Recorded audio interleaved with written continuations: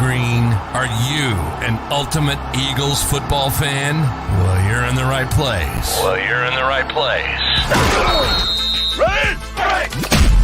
This is Birds 365, hosted by the new Mac and Mac, Jody McDonald and John McMullen. Here we go! Who collectively have covered and talked about more than 50 plus years of Eagles football. Kick off your day with Birds 365. You'll get debate. We love to argue. You'll get the real story from inside the locker room. And you'll hear from some of the great football minds from around the region. You're about to become an Eagles insider. Get in the game. Join Jody Mack and Johnny Mack and join the football community that flocks to Birds 365. Birds 365 starts right now. Welcome to the NFL. Let's go! Let's go! Go!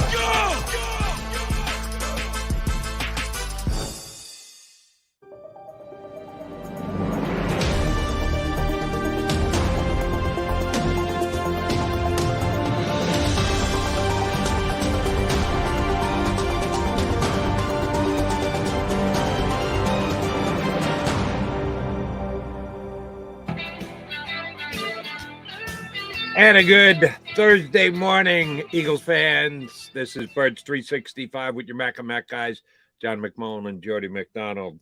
We are still working our way through the stages of grief. I don't know what stage we at. Denial or whichever one. I don't even know what they are. Yeah.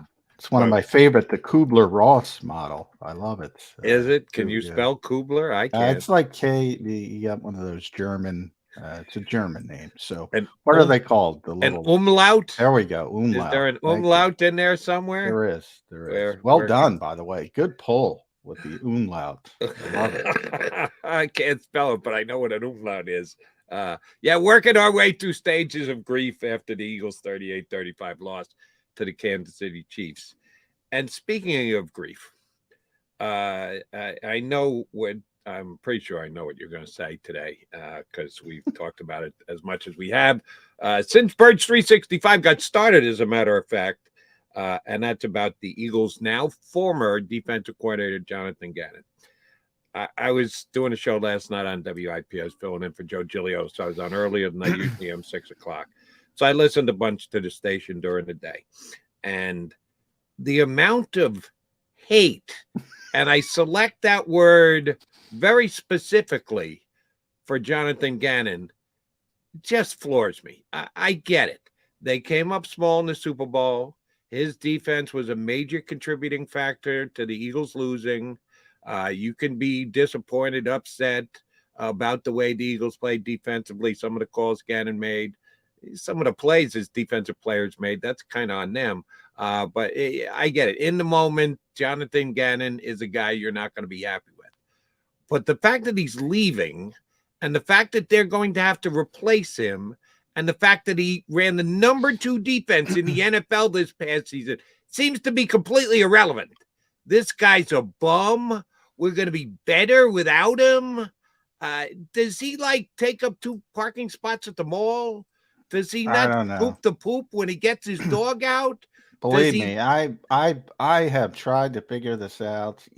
I forget who it was. It might have been Ruben. You brought it. It might have been Ruben. Somebody gave me a theory that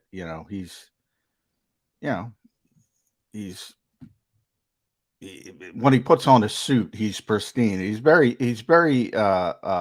sharp. He's not hard scrabbled. He's not Buddy Ryan. He's not, And I said, maybe he's not connecting with the fan. I guarantee if every single one of them met him, they'd like him inside of 5 minutes. He's one of those people that wins people over really quick. But I don't know. I can't figure it out, Jody. I mean, it's absurd. By the way, there's plenty of reasons to criticize Jonathan Gannon. And I know everybody knows I get along with him. I don't hide from it. I got a lot of respect for the guy. I think he's one of the best young defensive coaches in football. And I'm not the only one. The rest of the league Right. thinks that. So Other we're people either whose we're all opinion wrong. Found plenty. Yeah. The National Football League thinks Yeah. very highly of him too. Yeah. So I mean, maybe we're all wrong. Maybe you're right, and maybe we're all wrong. And I'm talking to the critics, obviously, but I think it's ironic that the things I criticize him for in the Super Bowl are the exact opposite of what people think went on. And the fact that you asked me all week, Jody, like 2 weeks, how are they going to stop Travis Kelce? How are they going to stop Travis Kelce? And I said, quarters. They're going to do what they do. They didn't do what they did. They changed from what they typically did. The classic, you got extra time, paralysis by over and out, whatever you want to call it, 63% man coverage. This team doesn't play man coverage. And all of a sudden they show up in the Super Bowl and they're playing a bunch of man coverage and they're running around like the Keystone Cops. That's the criticism. That's it. That's it. And I think that's a valid criticism. All the other the trope nonsense. It's too soft coverage every time a good quarterback shows up. I mean, I got people pulling tape from Jacksonville. They got beat on the same play in whatever that was, week 4, early in the season. Doug Peterson, obviously, Andy Reid. But people, the Eagles run the same damn plays every time. What do you think goes on in the NFL? Because you see a play once, all right, we got that locked down. We're never going to get beaten by that play again. How many times the Eagles run inside zone? How many times the Eagles run outside zone? How many times the Eagles run RPOs successfully? How many slant patterns do you see to A.J. Brown? How many deep shots to A.J. Brown when they see man coverage? Same play after same play. But in Philadelphia, if you see it once in week 4, you can never get it beaten by it again. Right. It's supposed to be able to stop it for the rest of all time. I mean, I saw Chris Carter run that same damn play without the bells and whistles for a decade into the Hall of Fame. It's just a leverage play. You start motioning back and forth. You see who's following you, and you try to out-leverage it. If he's trying to beat you to the other side, you rip back. He did it. He did it for a decade, and he wasn't a pass guy, but wide receiver-wise. I mean, I don't know, Jody. I don't understand the mentality other than they need somebody to blame, and he's an easy scapegoat to blame. But the bottom line is, and I looked this up today, and I didn't know how you're going to start the show, so it wasn't about that. So I looked up the entire season from Pro Football Focus. This was their second worst defensive performance of the season in the Super Bowl, and part of it was Patrick Mahomes, and part of it was Andy Reid, but they didn't play. The players didn't play well. This league is about execution. Now, you can blame teaching to other teams, and you look at some bad defenses, and you can blame scheme. But this is a team that was second in the NFL, and good players are doing uncharacteristic things. Then you had some bad luck with the field and Hassan Reddick, who played one of his worst games of the year. That's a defensive player of the year candidate who plays one of his worst games of the year. And we all thought, oh, that's a big advantage, Reddick versus Andrew Wiley. Well, guess what? It wasn't. This league's about players. It's more, but coaching is more important than this league, than any other professional sport, but it's still about the players. And by the way, Jonathan Gannon says that all the time when he gives up 7 points. It's about the players. I'm not out there. Right. They're the ones executing. They're the ones not executing. I mean, blame the players, at least first. Right. Gannon gets his fair share of the blame, but to hear it from some of the Eagle fans in town, he gets all of the blame. I've been doing this for a long time, and it just always boggles my mind. When the team does well, it's because the players are good. When a team does badly, it's because the coaches suck. Yeah, it's the way a lot of fans look at it, which is just completely unfair. They don't want to call their players on the carpet, but they got no problem calling their coaches on the carpet, which I think is is foolish. And I did say this last night, and let me explain. I would bet really good money right now that the Philadelphia Eagles defense next year signs Jonathan Gannon, who can't coach his way out of a paper bag, that could be replaced by anyone. I'm banking on the Eagles defense not being as good next year as it is this year. And a part of that is going to be the fact that Jonathan Gannon is going to be difficult to replace. But a bigger part of it is they're going to have to replace some significant players. Now we're back to Johnny Max. Hey, how about the players? Don't they count for anything? The Eagles have so many free agents on defense. It's going to be difficult to keep, I would say, even half of them if you want to get the Jalen Hurts contract done, which means you're going to be hoping that some players, either cheaper free agents and or draft picks, are going to be able to step in and play to the level of the players that they're losing. Good luck with that. If Jonathan Gannon is that bad, then this Eagle defense should be able to be the number 2 ranked defense in the NFL next year. I don't think it's happening to you. No, I mean, that's an easy bet. I mean, if you can get that bet, take it. I mean, if you can get an over-under bet on being number 2 defense in the NFL, 16 yards behind number 1, take that bet. I mean, I'd say take that bet if Jonathan was here. Take that bet. Right. That's going to be that's been one of my issues of the sense of urgency. You got to take advantage of the spot. It's going to be very difficult to get back to this situation. 70 sacks, take that bet. And they're not getting 70 sacks next year. Take that bet. Yeah, I don't. People are unrealistic. That's the only thing I can say. You know, it's all contextual. I always say Kansas City. Look, Kansas City was every bit as bad defensively as the Eagles were. I'm sure there's a few contrarians in Kansas City getting on Spags like there were here when Jim Schwartz gave up all that yardage in the Super Bowl. But Brandon Graham, a player, by the way, saved him. You know, if Brandon Graham, the same player, saved Jonathan Gannon, you'd have a few people, but it would be much less. It's about the players, man. And you know, Darius Slay, hell of a player. Just, you know, do your job. What Bill Belichick constantly, his mantra, do your job. Do your job. These guys running around like knuckleheads. Right. Well, I've talked about miscommunication in this defense since the beginning of time. The Eagles did it better than anybody. So many teams run this defense. The Eagles did it better than anybody. In the Super Bowl, they didn't. In the Super Bowl, they might as well have been Minnesota. You know, running around like, what are you doing? What?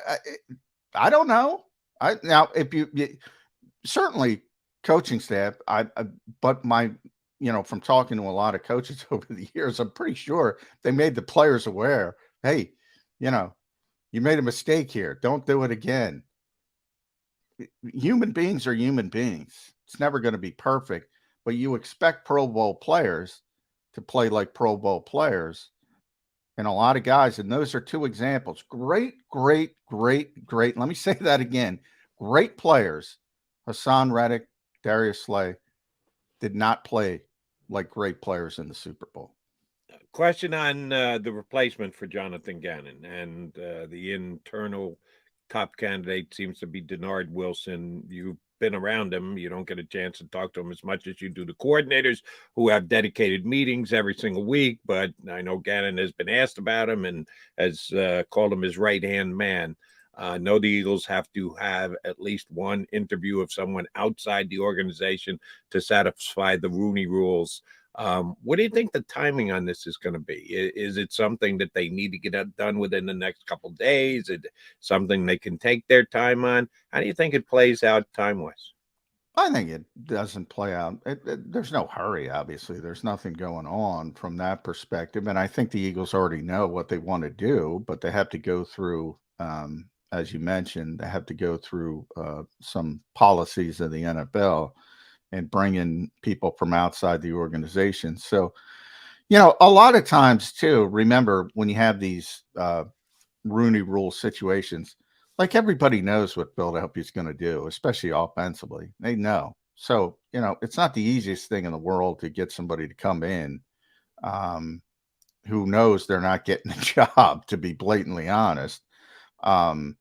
So, there's a lot of issues with that rule and hurdles, and makes it a little bit more difficult. Now, there's some guys who just want to get their name out there and say, yeah, I'll take the interview and it'll get done, but there's no hurry. And you do have to come over those hurdles. I think it's obvious. Like I said, offensively, it's obvious the way they're going. Defensively, it's a little bit more open-ended. They might look at something a little bit more seriously outside the building.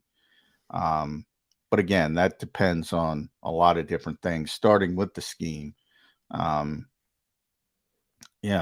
Maybe they want to be a little bit more aggressive. I don't know. The fans want them to be. Ultimately, I think they're going to keep the same scheme because and Nick Sirianni's not the only one.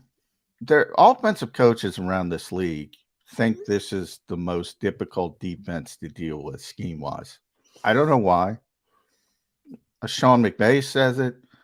Kevin O'Connell says it. Nick says it. On and on and on. They say this is the most defense. From an offensive perspective, this is the defense most difficult to deal with. I don't know what to tell you from that standpoint. It drives me crazy, just like it drives everybody else. Right. And I'm not as big a detractor as you are, but I understand your critique of it. Now everybody's playing it. Half the league is playing it. When it was unique, when it was a little different, you could say, oh, shoot, we're not used to playing against this. Yeah. It causes matchup problems for us. Now that as many teams in the league play it as do, then you should be used to it. As you just said, you see a play once. You should be able to stop it from now until eternity. Because it's on film once, you should be able to. No. If you haven't seen it in months, you might have a mental breakdown on that play. Boom. Here goes a walk-in touchdown. Somebody's playing some type of a Fangio defense on almost a week-in, week-out basis in the league. It's ridiculous. Yeah, there's always a tipping point. We've already been through this with Tony Dungy's cover 2, Pete Carroll's cover 3. We've already been through this. Like that, everybody copies, and then it gets to a tipping point where too many teams are using it. You get used to it, and then it starts going in the other direction. That was my problem with the Eagles in the first place. I want if you can find the guy who's got the next thing, but that's easier said than done, obviously. Everybody wants to be cutting edge. And we try to be cutting edge here on Birds 365. Don't know if we achieve it, but we try. We will be cutting edge because we'll bring up one of our favorite guests. He does a great job covering the Eagles for Bleeding Green Nation. John Stolnis, going to be guest number 1 here today on this Thursday edition of Birds 365. Go for the beers. Go for the cheers. Go for the hit and the hits. Go for the scene. Go for the screens. Go for the gallery. Go for the win. Go to Ocean. Philadelphia fans, we're cut from a different cloth. Born into a brotherhood and bonded to our team for life. We believe anything is possible because we've witnessed the impossible. While we may be from different neighborhoods, come Sunday, we are one, and we will be heard. Pondley Hockey, official partner of the Philadelphia Eagles. Hi everybody, my name's Jason Lombardi. I'm an inspector at DryTech. At DryTech we offer 3 major services, the first one being basement waterproofing. The second service we offer is foundation and structural repairs. And then the third service that we offer is mold remediation. If you feel you are having a waterproofing issue, give DryTech a call or check us out online.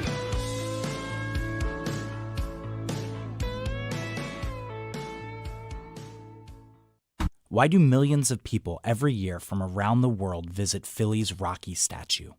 You want to tell me the sky is burgundy with green stripes and yellow polka dots? I'll meet you on that. But you're never going to convince me Rocky is anything other than the pure greatness that it is. Never going to happen. Join me, Paul Farber, for WHYY's The Statue, We're going on a journey to explore the biography of the Rocky statue. Find us wherever you get your podcasts.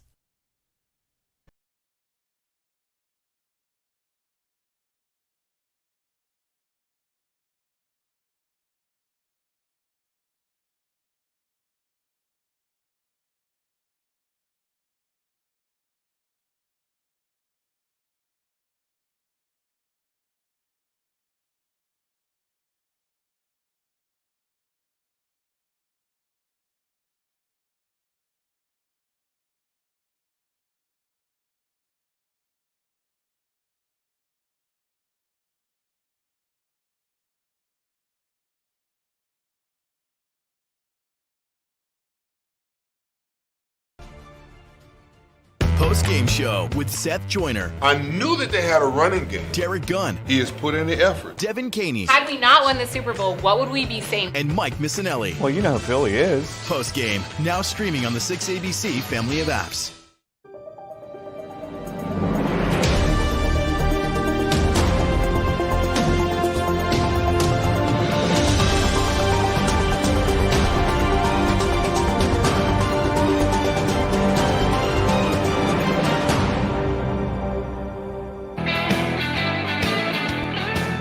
John McMullen, I'm Jody McDonald. That makes us Mac and Mac here on Birds 365, and we try and bring you good guests each and every single show. We've accomplished that today because John Stolness from Bleeding Green Nation jumps in with us here on Birds 365. JS, Harrison Butker kicks it through the uprights. All right, yeah. The Eagles got off one more play. Quick kickoff, and then Jalen Hurts, unfortunately, either stepped on somebody's ankle or slipped, didn't come close to throwing a good Hail Mary to end the game. Pick whichever of those two plays you so choose. What's the first thing that went through your mind of the what-ifs? Well, what if this had happened? What if that had happened? What was the biggest what-if for you in the Eagles' loss to the Chiefs on Sunday? Yeah, I wrote a story for Bleeding Green Nation this week with the 5 woulda, coulda, shouldas, and I think I as the last few days have gone on, realized I forgot probably 5 or 7 more. It could have been 10 or 12 in that article. I think the biggest butterfly effect one for me was in the second quarter when the Eagles are driving. They have the ball just past midfield. They've got a 3rd and 1. They're lining up for a QB sneak. They're up 14-7. They just forced a 3 and out on the Chiefs, and it looks like they're about to take control of the Super Bowl. And you get an Isaac Seumalo false start, which pushes him back to 3rd and 6. On the next play, Jalen Hurts, for some reason, just drops the football, kicks it away. It bounces right to the Chiefs. They run it in for a touchdown. All of a sudden, the momentum flips. It's 14-all. And even though the Eagles went into halftime with a 24-14 lead and had a 10-point lead that they really should not have relinquished in the second half, I thought that game could have been put away by halftime to the point where none of those second half heroics would have been necessary in order for the Eagles to win that Super Bowl. Just one slight little hesitation by Isaac Seumalo, I think, started a cavalcade of misfortune and mistakes and errors that ultimately led to the Eagles not winning the Super Bowl. Yeah, I got to be honest with you, John. I thought it was over at halftime. Yeah, I really did. So did I. They dominated the first half so much. And I think the halftime and the differences in the Super Bowl, I think that's an understated. I think that's something you need experience. Kansas City's had experience with it. And then the field was a disaster and all that kind of stuff with Rihanna.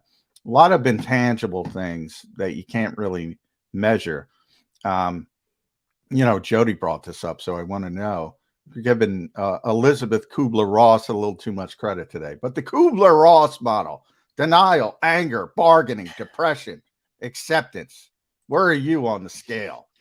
I'm kind of in the anger mode at the moment. I think, what's weird is I did the BGN Radio immediate reaction post-game show right afterwards. So 20 minutes after the end of the game, I'm podcasting. And at that moment, I was largely in acceptance mode. I was thinking about how well Patrick Mahomes played, the fact that Andy Reid really called a brilliant second half, and so much had happened that I hadn't really been able to pick apart all of the little different ways in which the Eagles shot themselves in the foot and in which the football gods just simply said, nope, not your night, not happening tonight.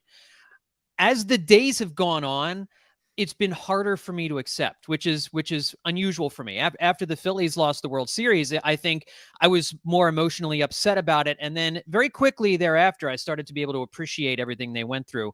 The hollowness with which the 2022 Eagles season ended, I think, was really hitting home in the days after, because you realize they're not going to get another chance. The last time we saw Jalen Hurts make a play was on that 2-point conversion. And I think we all thought there would be another opportunity for him. He would get another chance. Like, that wouldn't be the end of the story for Jalen Hurts' season right there.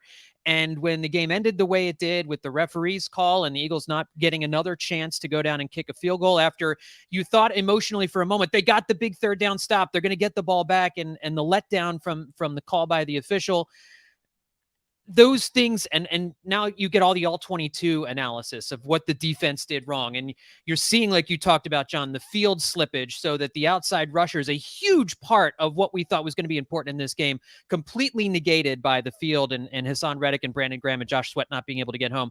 All of those things, as they start to get put together, have made it harder for me to accept this Super Bowl loss as the days continue. All right, let me ask you about one more what if. And it came with about 10 minutes to go in the game. Eagles have it 3rd and 2 on their own 32-yard line, incomplete pass, and Nick Sirianni decides to punt. Mm-hmm. Nick has kind of set his own bar. He is Mr. Aggressive. He is the guy who goes for it on 4th down. But they were at their own 32. It wasn't mid. Yeah.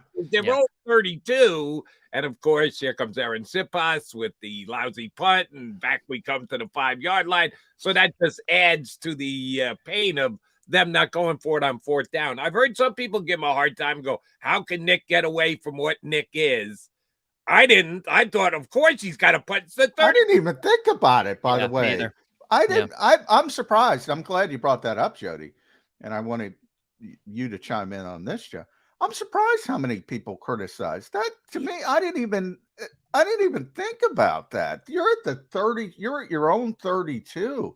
Now, if it's plus field, yeah, go for it. I'm with you. But 32, I think there was a lot of emotional criticism. We're going to get into it with Jonathan Gannon, but yeah, the 4th and 3. Did that upset you at all? No, in the moment it didn't. I thought they have to kick it here. And I think people are pointing to the fact that they went for it against the 49ers 2 weeks before in the championship game on their own. I think it was 36. But the big difference is that it was 4th and 1. Yeah. And you knew with the quarterback sneak. Yeah, exactly. And you know they're converting that. With 4th and 3, and it was on the broadcast, it said if you look in the game log, it said 4th and 3. So I've been going with 4th and 3. That is not a gimme. That is a 50-50 proposition, I think, at best, even as good as Jalen Hurts is and the Eagles offense is. And at that point, you're down 1. If you turn the ball over there, I think not, if we'd have known that Aaron Sipas was going to shank the punt, obviously we go for it in that situation. But you don't expect that to happen. You expect him to hit the punt where it's supposed to go, for the Eagles to go down and cover and get yourself a little bit of field position, other than just handing Kansas City at least 3 points, if not more. If we'd known they were going to return it to the 5, you go for it. Yeah, exactly. But you don't know that in the moment. And in that spot on the field, with it being 4th and 3, I don't go for it. If it's 4th and 1, yes, I go for it in that spot. And oh, by the way, if you don't get it, you're turning the ball over to what, Josh Johnson last week? You're giving it to Josh Johnson as compared to giving it to Patrick Mahomes and the Kansas City offense. Yeah. A little bit of a difference as to how much you're just handing points to the other team, the probability thereof. All right. Well, let's do the Jonathan Gannon thing. John and I talked about it at the top of the show.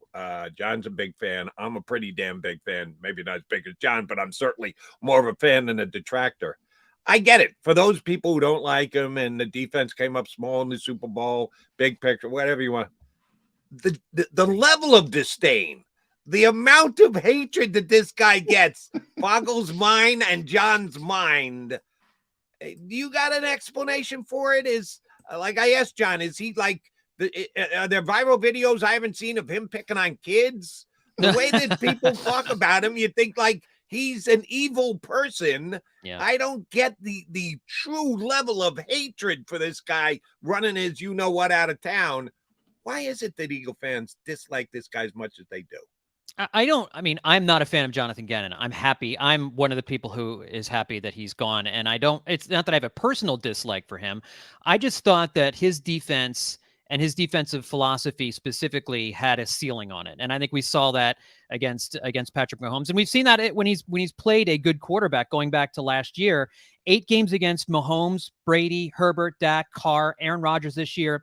The defense has given up about 35 points on average in all of those different games. Now, I understand those are great quarterbacks. Those quarterbacks will have great days against even the best defensive minds in football. But I think we didn't ever see him shut down a great quarterback one time in the 2 years that he was here. And I think even more than that, the level to which they were unprepared to deal with what Kansas City was throwing at them and to not change things up.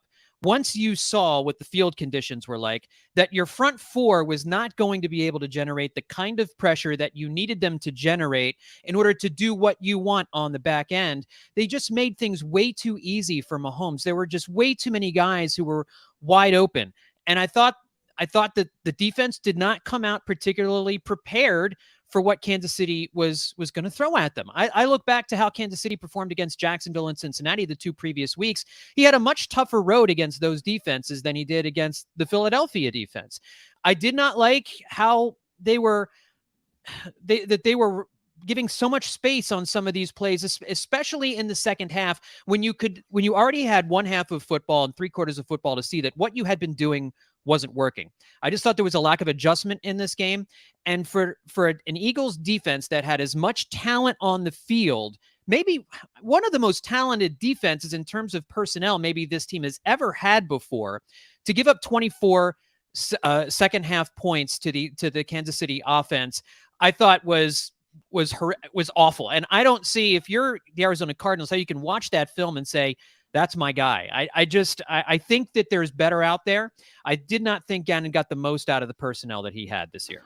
All right. I'm not picking on you, John, but sure. I hear that word adjustments all the time. I don't like that word for this reason. One, most fans, and again, not you, but most fans, they just say that word as a cure-all, you got to make adjustments. Well, what are those adjustments? Mm-hmm. Then I go back to the first half you and I were talking about. We were on the same page. Why the hell are you making adjustments from the first half? You dominated the game. Why are you going into halftime and saying, I got to make adjustments? They're dominating the football game. They should have been up 24-7. They were up 24-14. Everything's going to plan. And my last point would be, look, Hassan Reddick is a great player. Some bad luck. Defensive Player of the Year candidate. Everybody knows how much I love Slay. All-pro corner, one of the best corners in football. James Bradbury, career year, phenomenal. Those guys play bad football. At what point do we blame the players? Yeah. I mean, but what, I guess first off, what is he adjusting to when you dominate a first half?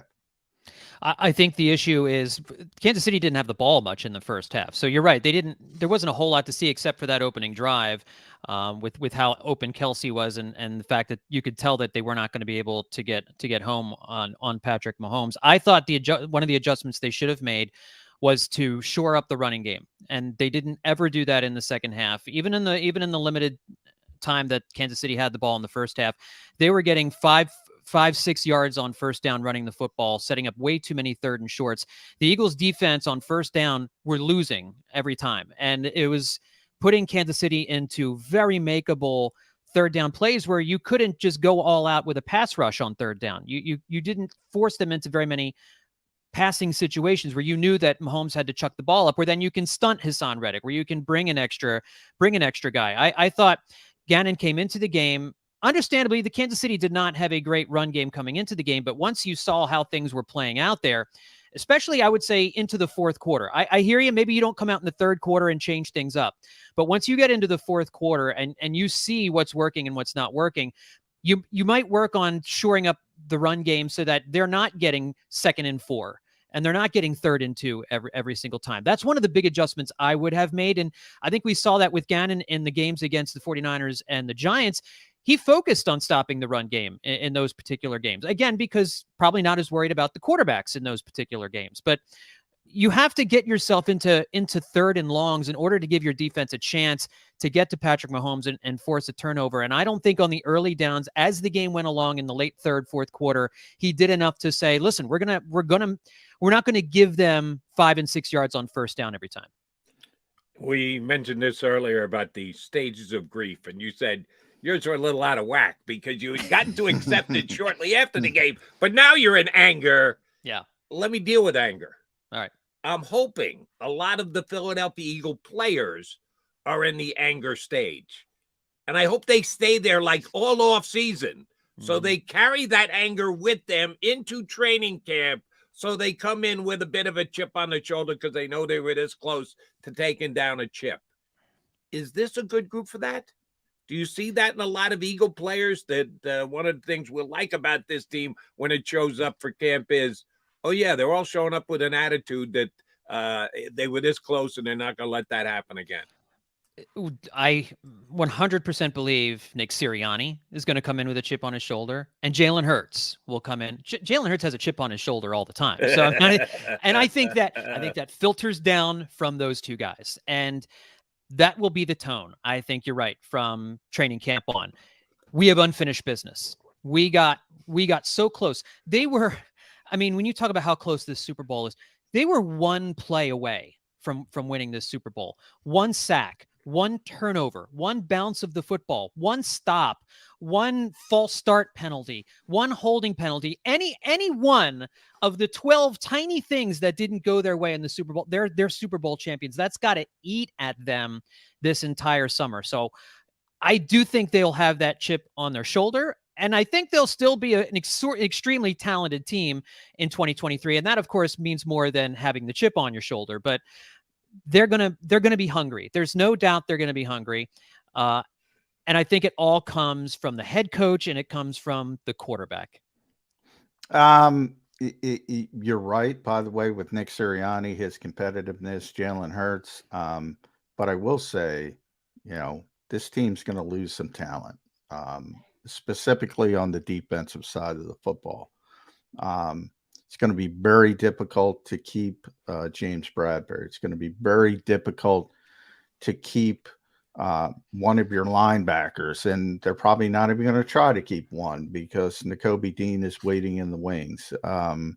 Safety, Chauncey Gardner-Johnson. Do you want to pay him $14 million? That's a big chunk of change for a safety who had a career season. Is it going to continue moving forward? Defensive line, you have Brandon Graham, you have Fletcher Cox, you have Javon Hargrave. All these decisions you got to make. Oh, and by the way, you got to extend the quarterback from 47 to 52 million. We'll put it in that range. Howie's got his work cut out for him. We'll go back again and again because you just mentioned the ceiling of this team. The ceiling of this team was number 2 defense, 16 yards behind number 1. They're a play away from winning the Super Bowl. The assumption, I think, from a lot of people is we're going to be right back. You lost your offensive coordinator. You lost your defensive coordinator. We all think Brian Johnson's going to be the next OC, probably Denard Wilson, but there may be more wiggle room at DC. Those guys were behind these guys for a reason. We saw it with Andy Reid back in the day. We saw it with Doug Peterson. Once you start losing good assistant coaches, it becomes more difficult. Did the Eagles miss their shot? History tells you that there's a good chance they did, and that's why this hurts so much.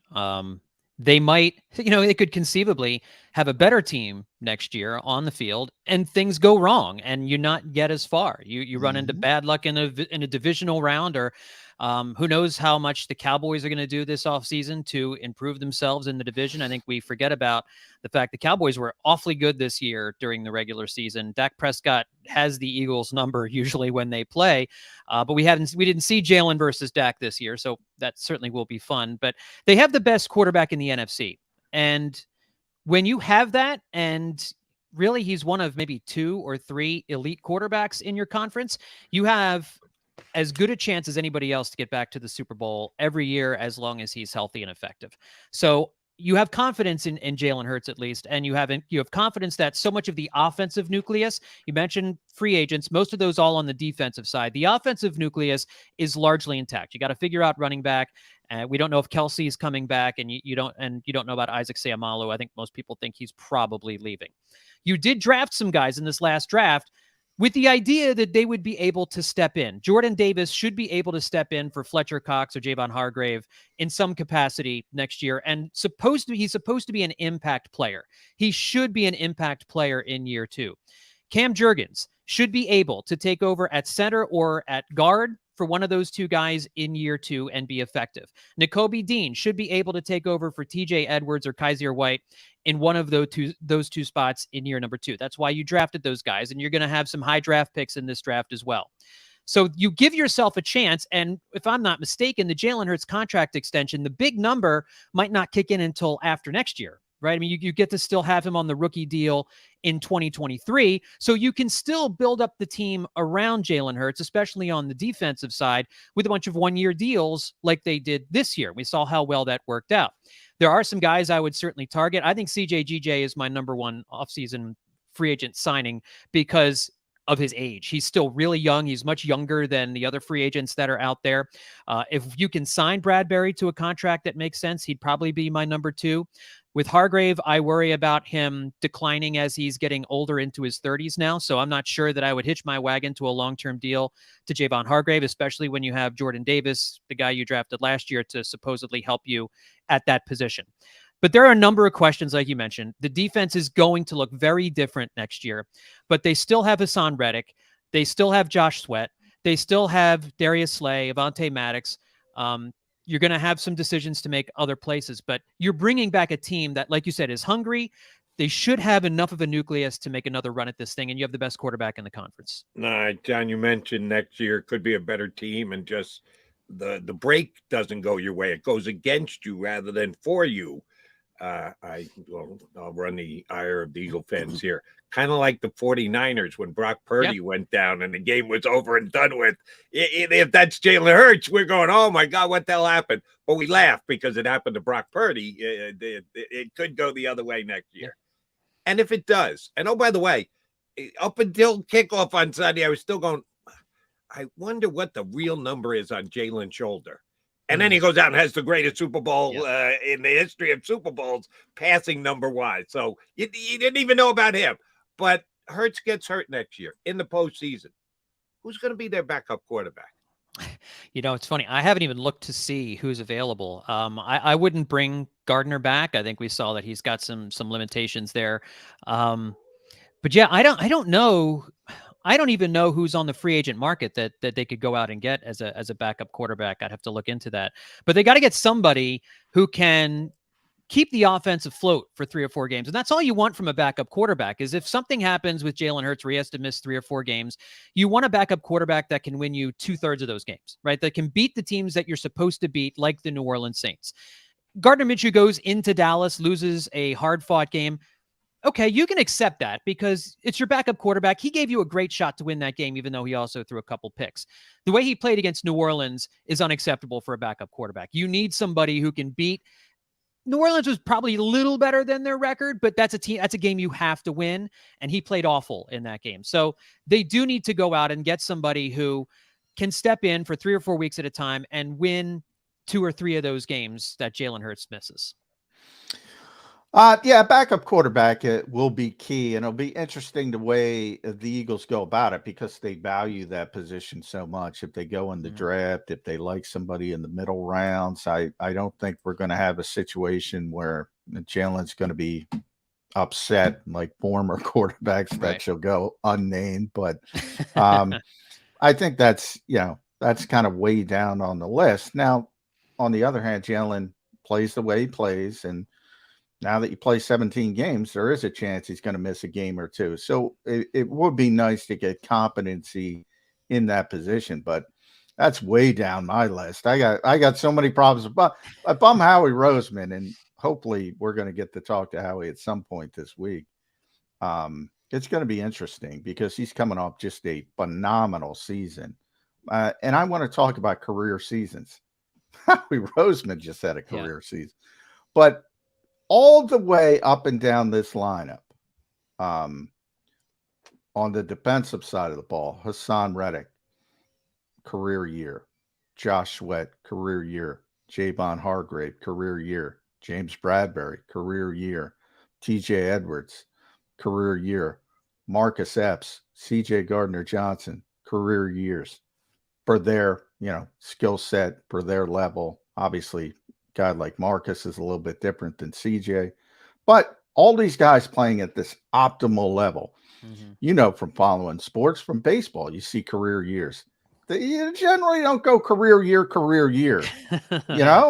There's generally a regression back to the mean. Then you go back to the offense and Miles Sanders, and he's probably not even going to be here. But Isaac Seumalo had a career here. He's probably not going to be here. On and on and on throughout the lineup, guys playing at this optimum level. Do you expect a regression back to the mean from that standpoint?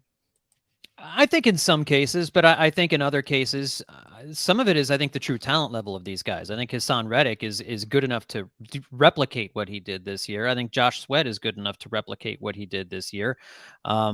I think James Bradbury is in the right system, able to replicate what he did this year. Some guys will regress, and there will be regression to the mean. And some guys who didn't maybe play particularly well this year will improve into next year. There's a little bit of that give and take, and that's why I think, getting another defensive coordinator in here, it'll be interesting to see whether or not, I don't think there's going to be a change from what Jonathan Gannon did to something like what Steve Spagnuolo does.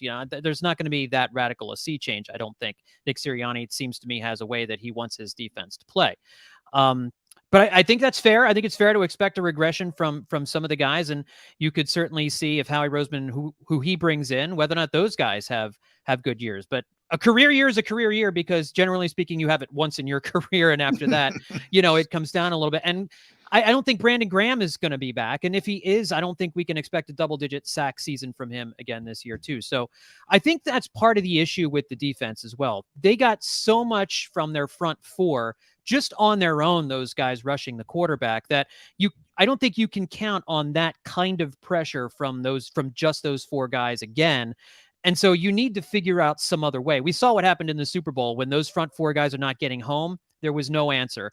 I think they got to figure out a way to make this a better defense when your front four is not constantly winning and getting home all the time. All right, I'm going to throw a hypothetical your way, and it's kind of a crystal ball thing.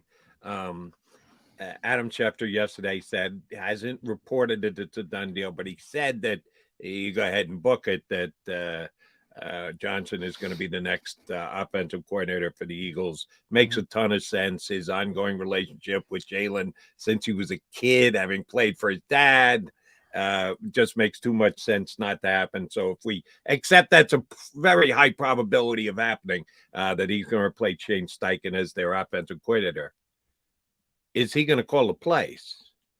Because Nick Sirianni came in here, handful of games in, he said, let me take a step back. I know Shane Steichen. We're like this. Coach with him in San Diego. He was an offensive coordinator elsewhere in the league. Brian Johnson's never done that before. And you're going to be asking him to do it on the fly, move up from quarterback coach to offensive coordinator.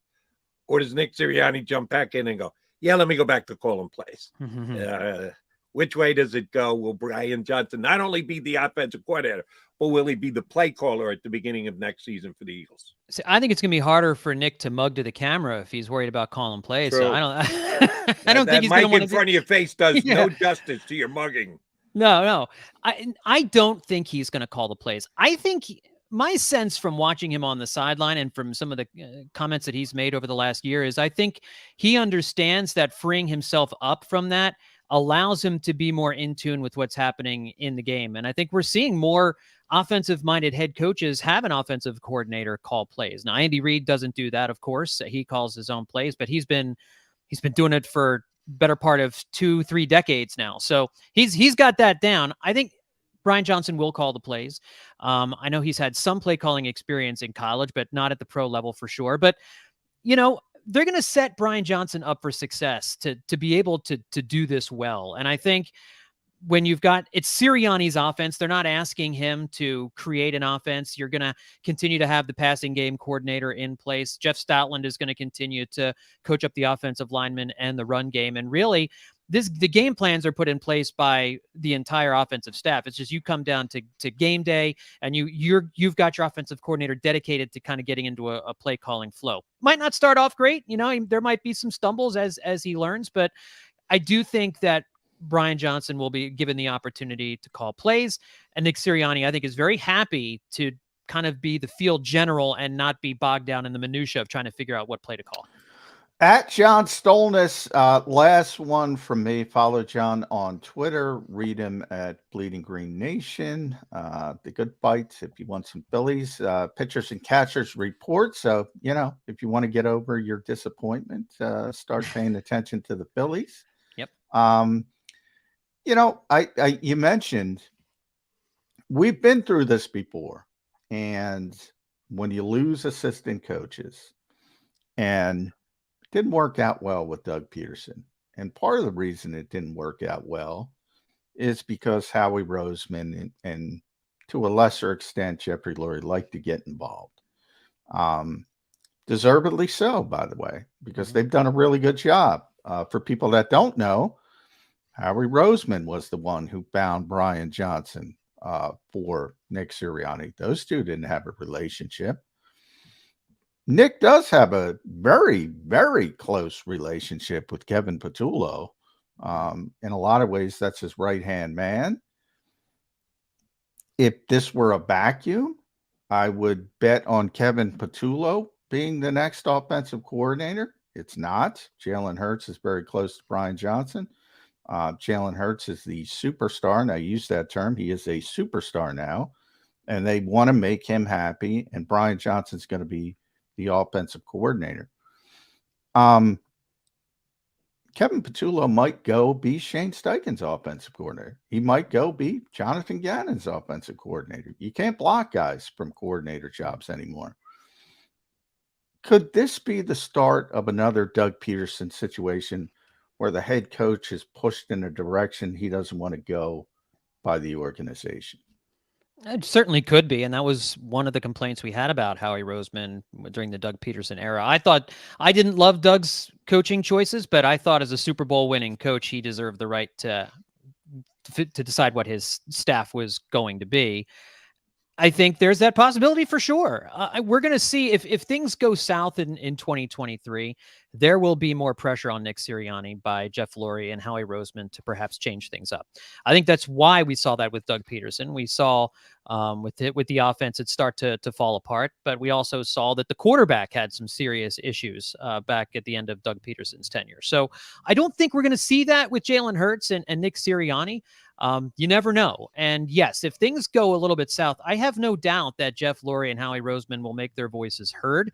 But I do hope that everybody learned from the mistakes of the last time, learning from meddling too much, learning from alienating your Super Bowl winning head coach, and maybe wouldn't go down that road again until it was absolutely necessary.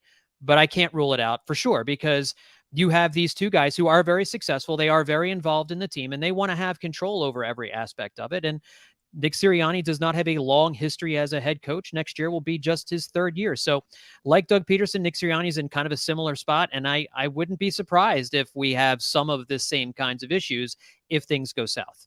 All right, last one for me again. Crystal ball for you. Who has more rushing attempts for the Philadelphia Eagles next year? Jalen Hurts or Kenneth Gainwell? That's a good question. I think they're going to go out and get another running back. I don't know if it's going to be a star. It might be someone that they draft maybe with their late first round pick. I know that would be unusual for them to use a first rounder on a running back. But if they don't want to go out and spend money in free agency, they might use that. They might trade back from 10, get themselves, a later first and another second or something like that, and use one of those on a running back. Point is, I don't think Kenny Gainwell is going to be the number one. And even when you do have a number one, as we saw with Miles Sanders, sometimes that number one just goes AWOL for 2, 3, 4 weeks at a time. By the way, I should have brought, when I talked about players not performing up to their level in the Super Bowl, I should have started with Miles. Yeah, he's in that. I wonder if he was hurt, man. He looked was like hurt. He got was hurt on banged the up, first yeah. play, ironically, when he Yeah. made a mistake, and he was hurt. But yeah, Yeah. I mean, getting back to the original point, Miles Sanders, Quez Watkins, we didn't even get to the offense. I know. Guys didn't perform up to the level they showed the entire season.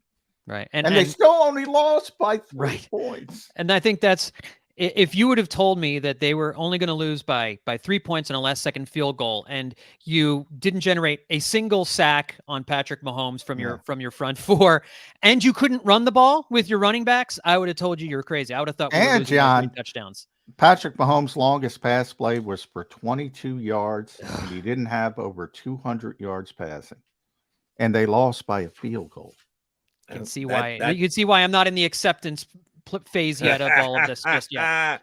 But that's why sometimes you need to put the stats to the side and go, yeah, if I look at these stats, it doesn't add up for me. How the hell did this game go this way? Well, yeah, it did. We actually watched it with our own 2 eyes.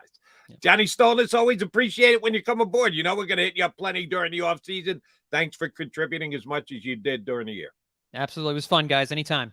Thanks, John. Our pleasure. That's John Stolnis, Bleeding Green Nation, here with us on Birds 365. Just so you know, the last question I asked, rushing attempts this year, Miles Sanders, 259, Jalen Hurts, 165, Kenny Gainwell, 53.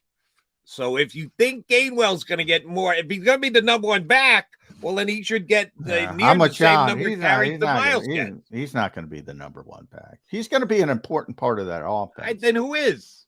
He's not here yet. It's going to be a draft choice, but I don't. It's going to be a second, third round pick. It's not going to be a first round pick. The Eagles aren't going that route. It's going to be somebody who's not here. It might be somebody in free agency. It might be they don't want to spend a lot of money on that position, and they're right. Isaiah Pacheco showed you that in the Super Bowl. They're going to go a different direction at running back because they don't value the position, and you can find it might even be Trey Sermon.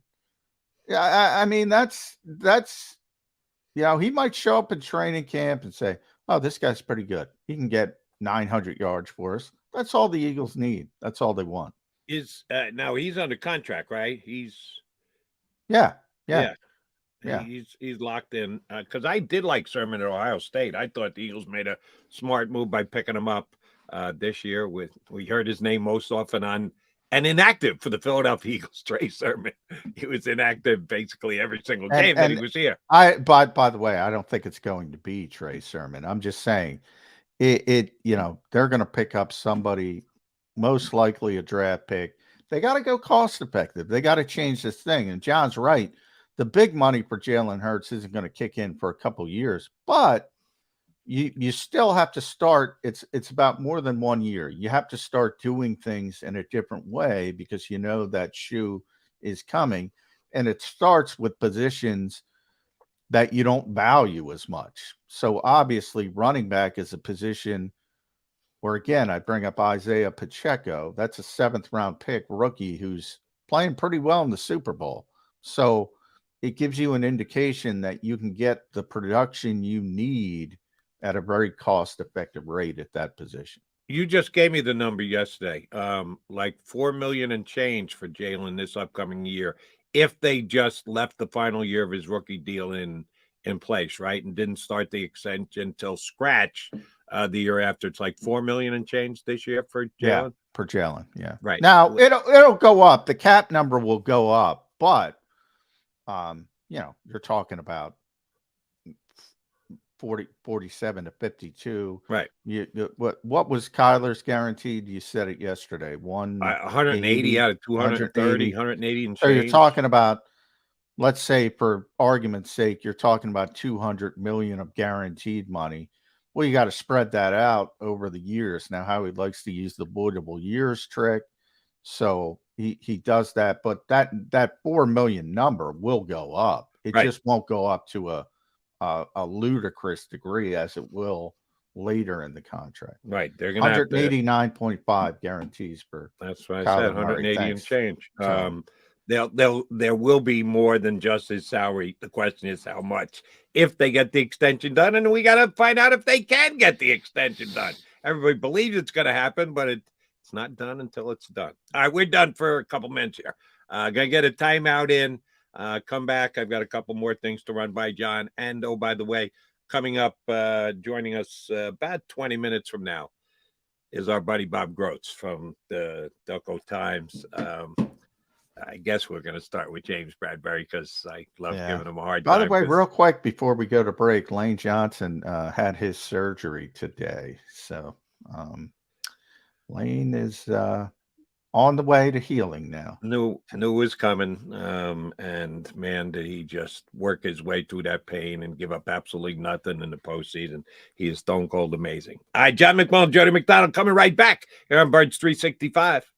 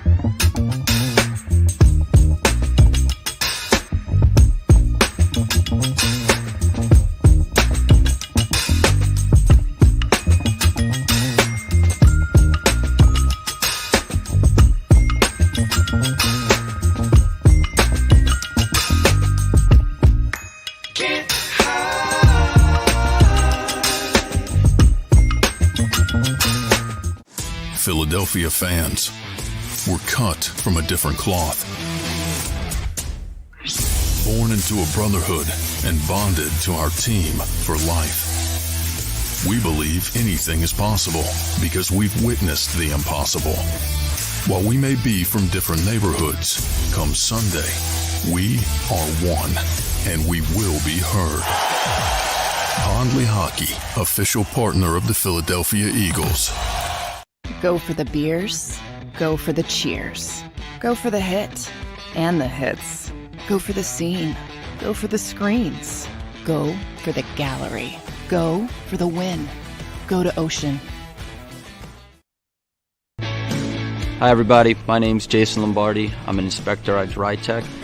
At DryTech we offer three major services, the first one being basement waterproofing, the second service we offer is foundation and structural repairs, and then the third service that we offer is mold remediation.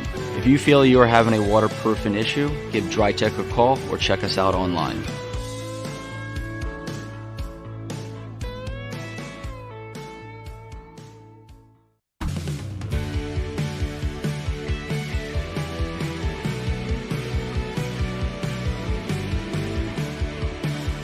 My name is Fran Salerno. I'm a managing director here at Del Valle Insurance Group. Been in the business for over 36 years, saving people money on their insurance needs. Give us a call. Let us help you custom design an insurance plan that meets both your needs and budget.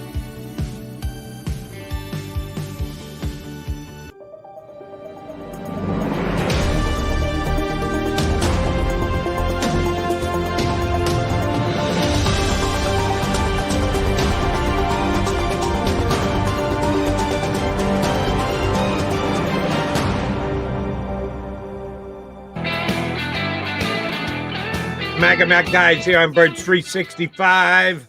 We got 55 minutes of Eagle Talk to roll with you guys. Bob Groats of the Delco Times, Eagle Beat Report, is going to join us in less than 15 minutes. Johnny Mac, I know you kind of dismissed it earlier, but I just want to throw this name into the mix.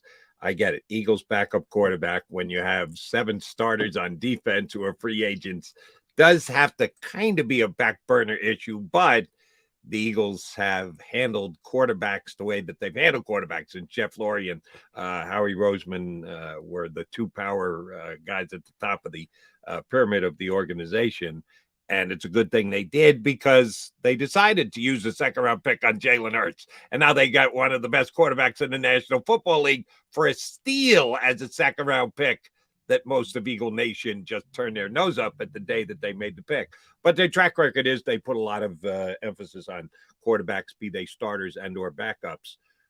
I'll give you a name.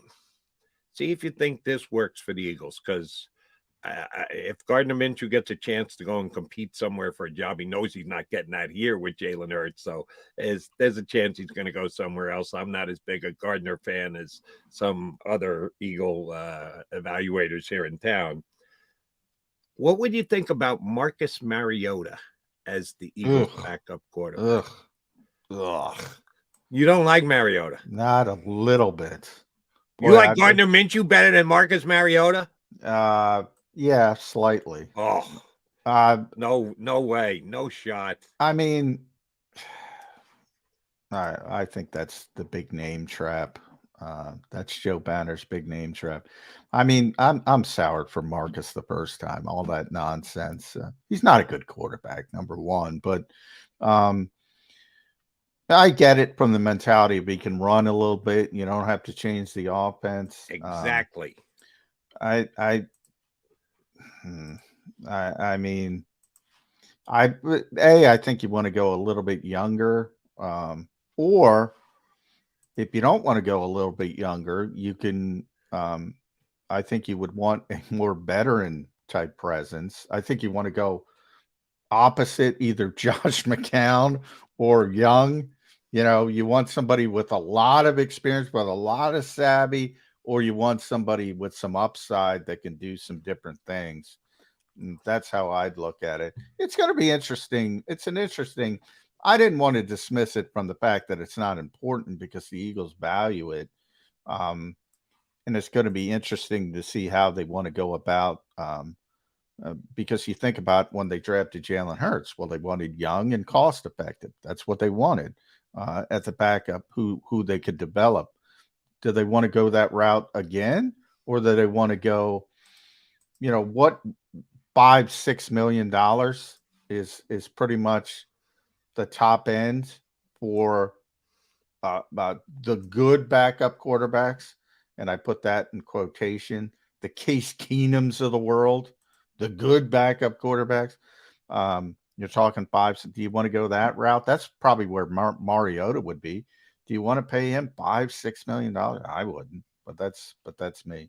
But you would want to pay Gardner Minshew $5 or $6 million? No, but Gardner made $660,000. Right, but now he's a free agent. So if you're bringing Gardner, I don't want to pay Gardner Minshew $6 million either, and that's one of the reasons why I don't think he'll be back. Then is Ian Book a possibility? Yeah, why not? I don't know how much they like Ian Book. Obviously they like him enough to bring him in. Obviously. Look, Nick Sirianni's very close with Tommy Rees, very close. And to the point where, Sports Illustrated asked me, all right, put together some offensive coordinator candidates. I put Tommy Rees on that list, even though he just went to Alabama.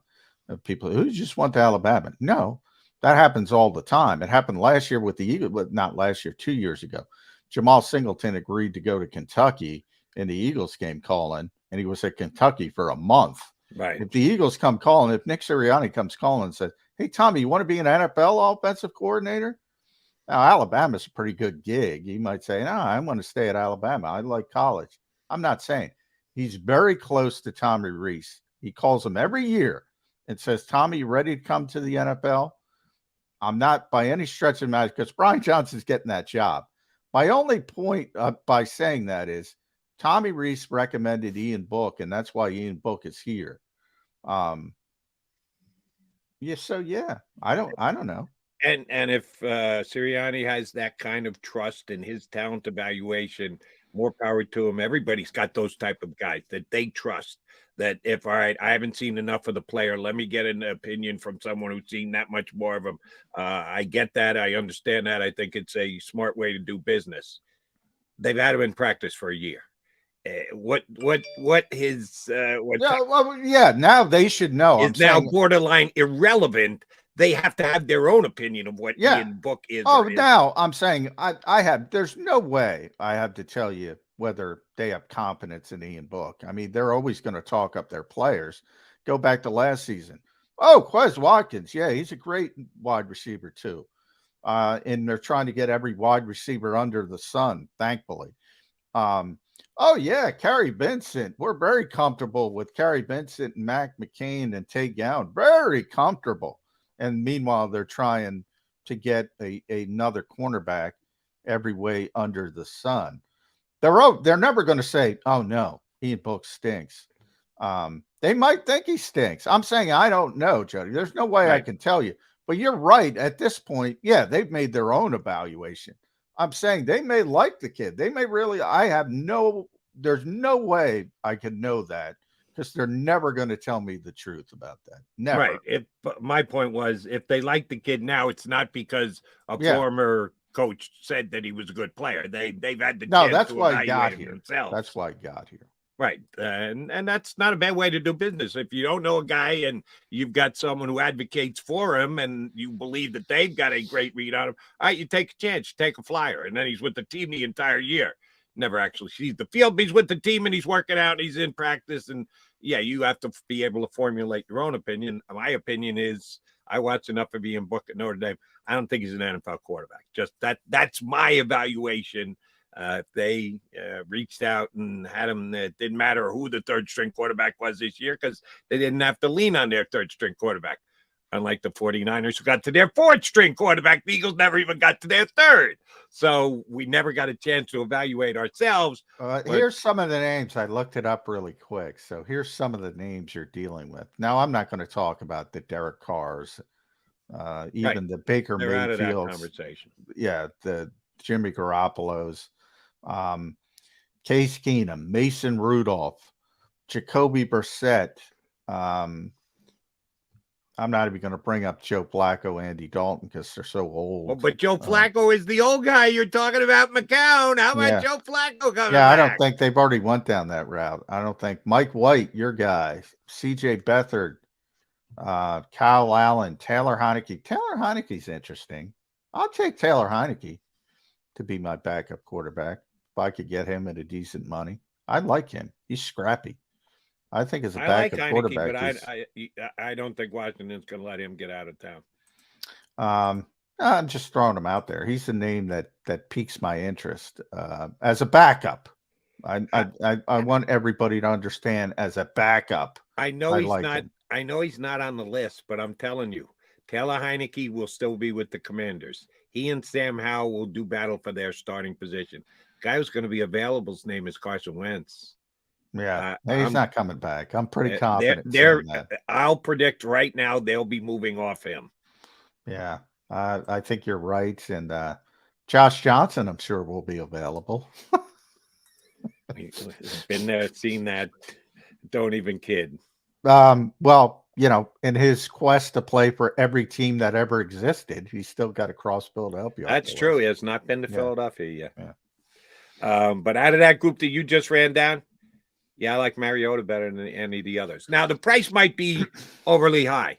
I think the Eagles will look to do it inexpensively because they've got all this other business. They got to take care of all these other guys. They got to get signed. I think they would love to have a rather inexpensive backup. I'm going to give you an inexpensive backup, 2 inexpensive backups who can play the movement-based offense.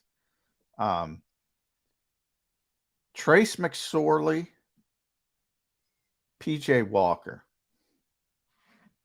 I like PJ a little bit. I'm not a McSorley guy. They can play they can play the RPO offense though. Although PJ's restricted, so that'll be now Tyler Huntley, but there's no way. Yeah, he's good. But if I'm going to go that route and I want an RPO guy, I'd rather have Trace McSorley just because he'd be much, much, much cheaper. Right. I'd rather have Mariota, but the difference in salaries might be enough to swing it one way rather than the other. That'll be interesting to see how the backup quarterback salaries, because you're right, it's $5 to $6 million. That's the going rate for a guy who's been a starter in the league, won in the league as a starter, isn't good enough to keep the job as a 17-game-a-year starter for a team that has playoff aspirations. It's about $5 or $6 million. And the Eagles might not have that $5 or $6 million.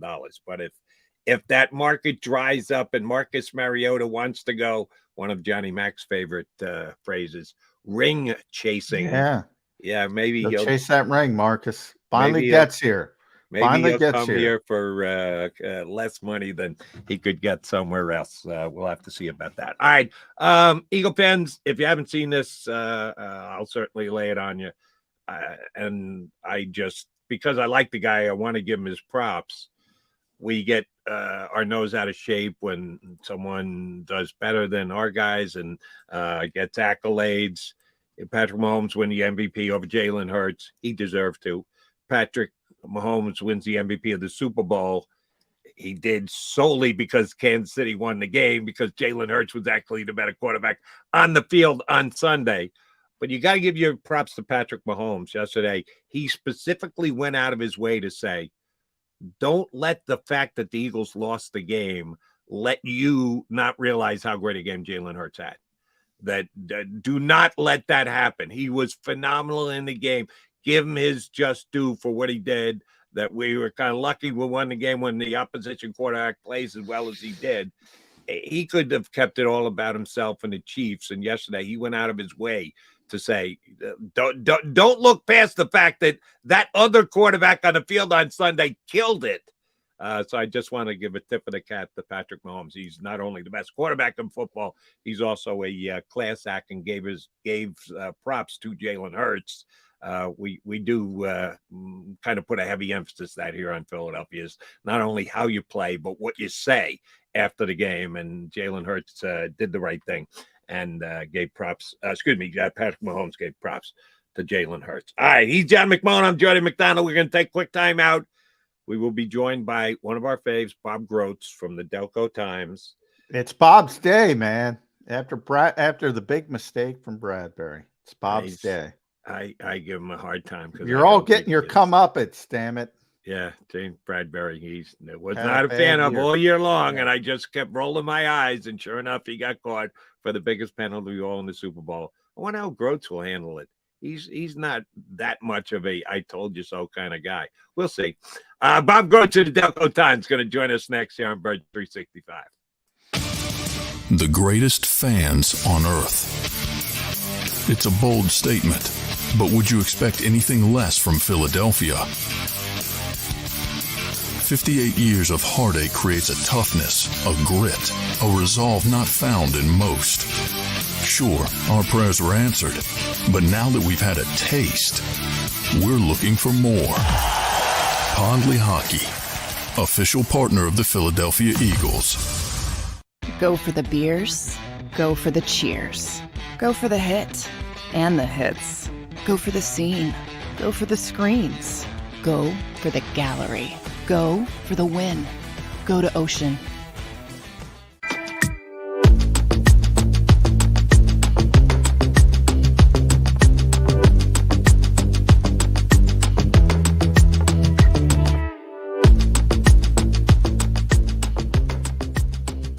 We all know that taxes are just part of life. It's true during our working years, but also in retirement. But what you might not know is up to 85% of your Social Security benefits might be taxed. Our team at Thrive Financial has helped retire thousands of people across the Delaware Valley by asking questions they never knew they needed to ask, including how their Social Security benefits might be taxed. It's time to be proactive on taxes. Get your Thrive Retirement Tax Playbook today.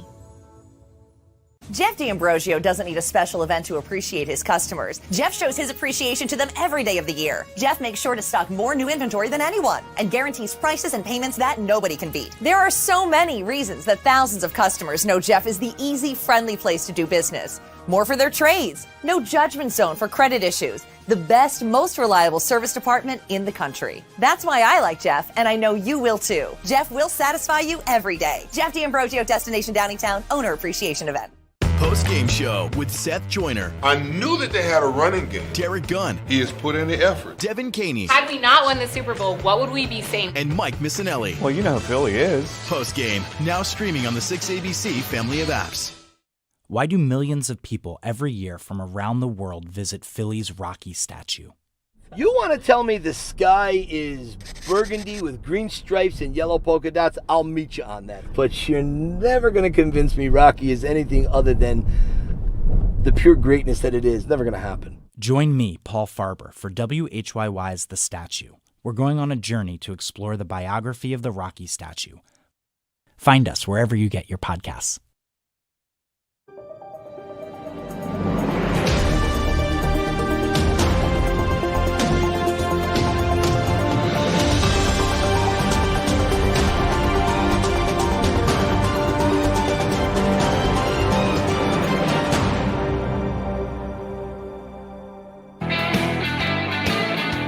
You got your Birds 365 Mac duo. We are joined by our bud from the Delco Times, Bob Groats, who probably has been more realistic, not over the moon, different ways to state it about the Eagles this year than anybody else we've had on. You're not going, I told you so, on us today, are you, Bob Groats? No, I mean, the positive to look for out of that Super Bowl was Jalen Hurts playing at the top of his game in the biggest game. And I mean, that makes it not successful, but that makes it a heck of a step. And he gave him a chance to win all year. So, and basically when it came down to it, you know, they needed a little more from him because the defense just couldn't get a stop in that second half. And that's kind of the way they were built, too. The offense had to keep the defense off the field so they could rush the passer when they did get on the field. They couldn't stop the run all year. And Andy Reid exploited that. Andy Reid, his game plan, I mean, it was like he was holding the good game plan for the second half. He just took them apart. And that hurt, or that 2-minute offense down the home stretch, he called it church mode, where they take a knee, and then that was genius. I mean, yeah, it was. Yeah. And how many times did he get ripped in Philly for not using his timeouts correctly? Yes, time management. Or you know, why did you let maybe that was the penalty for all the criticism of one of the greatest coaches of all time. Maybe that was the football god saying, We're gonna screw you with Andy's game management. Yeah, no, it was more than that, though. I mean, it shows you. I mean, he's one of two coaches with double-digit playoff wins with two different. Oh, teams. he's unbelievable. Yeah. Andy Reid's one of the best coaches of all time. He's been in 3. That was his 3rd Super Bowl in the last 4 years. Yes, and you know he's got a great quarterback, but it's more than that. I mean, they traded Tyreek Hill, and they still got back there and they won it. I mean. So, but no offense, I even the simple stuff of Jerick McKinnon being coached to understand the game situation, not walking into the end zone, just taking the knee, and essentially running out the Eagles season. We've seen Miles make that mistake time and time again, running out of bounds. Yeah. Yeah, I mean, by the way, I don't think he's coming back. I know I'm getting ahead of this, but I mean, this just in, but Andy Reid said that they practiced their church mode. Yeah, I mean, they actually had an awareness, in the Super Bowl. I mean, you're full of adrenaline. You take a knee. Oh God. Yeah, that's right, so let's go glass half full.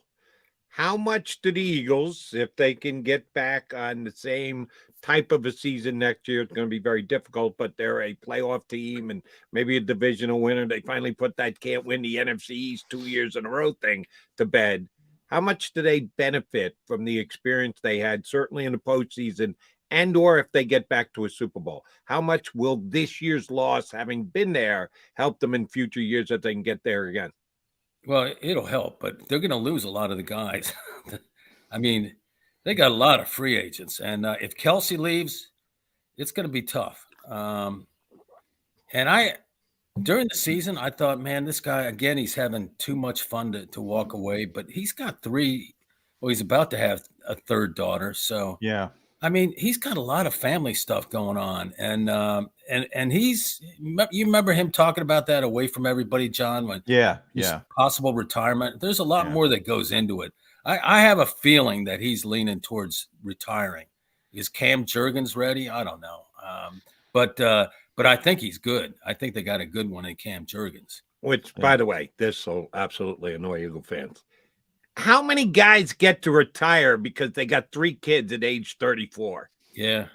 Well, he's older than that. I think he's 35. 35. Yeah. 35. Oh, so my bad. I shortchanged him a year. I But think you he's get my to be. Yeah. Okay. Jason by the Kelsey way- probably likes that you shortchanged him. a year. Right. He looked Well, like it's a like, 34-year-old there's out dog there years, to me this year. Shoot, he looked like a 29-year-old. Yeah. But and none, I'm not saying Jason's just gonna.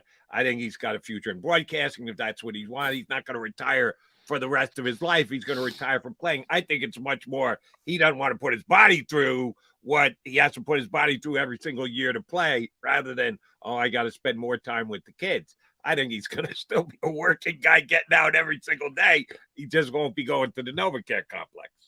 Yeah. But any way you look at it, if he leaves, that's a big loss. Oh yeah. He's kind of, he's an icon in that locker room. So people look at him and they look at his example, and he's even if he's not practicing that day, he's always there early and he's always helping people out. Yep. He's your ultimate professional. Yep, and it's not just Cam Jurgens. It's going to be Jordan Davis, Nakobe Dean. They really got to start hitting on these young players. They got to get them involved because they're going to lose some people. You're right, Bob. And they've already started losing some people, coaches, Shane Steichen, Jonathan Gannon. We've been through this before with Doug Peterson. Not to this level. This is the first time since '94 that a team that went to the Super Bowl lost both of its coordinators. How big is that blow for the Eagles? Yeah, I mean that disturbs that continuity that they had, and having the same coaching staff intact for 2 years. That's huge for especially the young guys. And one thing that Nick Sirianni has done a great job of, in my opinion, is developing these young guys. You mentioned Nakobe Dean and Jordan Davis. Jordan Davis was coming along, and then all of a sudden they brought 2 veterans in, and his playing snaps diminished. I still would have wanted a lot more out of him. Especially, I would have loved to have seen him step up in the Super Bowl. But Nakobe Dean's kind of that. He could be that next leader, but he didn't get a lot of snaps either. So no. And I By still the way, don't think your favorite Pro Football Focus best defensive player for the Eagles in the Super Bowl, Jordan Davis. Jordan Davis, yeah. Jordan Davis, which kind of tells you the defense didn't play well. Well, it kind of tells you about the stats too. Pro Football Focus. No, they're right. The defense didn't play well. The defense didn't play well. The stars didn't play well. The Reddicks, the Grant. He played a dozen snaps, right? Yeah, the Slays, the Bradburys. Well, you knew Andy Reid was going to have a plan with Wiley, to take care of Reddick. And I don't know if he didn't wear the right spikes or what, but the complaints about the field. I mean, I understand that, but it was the same way for both teams. And the quarterback said that Hurts. You bring the right spikes, you bring a bunch of spikes. No, it's not an excuse, but right. That really affected Hassan Reddick because the Chiefs don't have a player like Hassan Reddick. So you're right when it both up, but it really affected Hassan. Yeah, I don't know. That's like blaming the loss on a penalty, like some people did.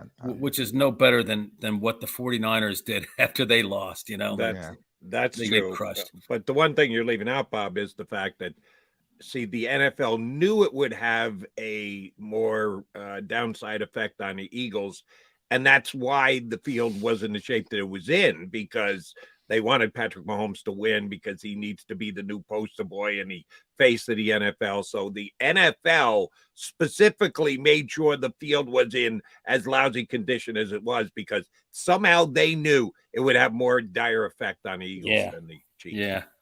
Yeah. Well, people do believe that. I've gotten those calls. But now, as ridiculous as it sounds, as I say it, I've gotten people call me on WIP and say it and mean it, that it was predetermined, and that's why the field sucked as much as it did. Well, you got the script in the preseason. This was a nice twist by the NFL. But now you get to get you get to take your bows, Bob Groats, all year.